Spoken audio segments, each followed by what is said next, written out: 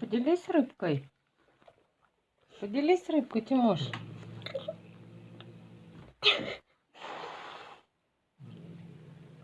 Ну, поделись рыбкой. Тимоха, поделись рыбой.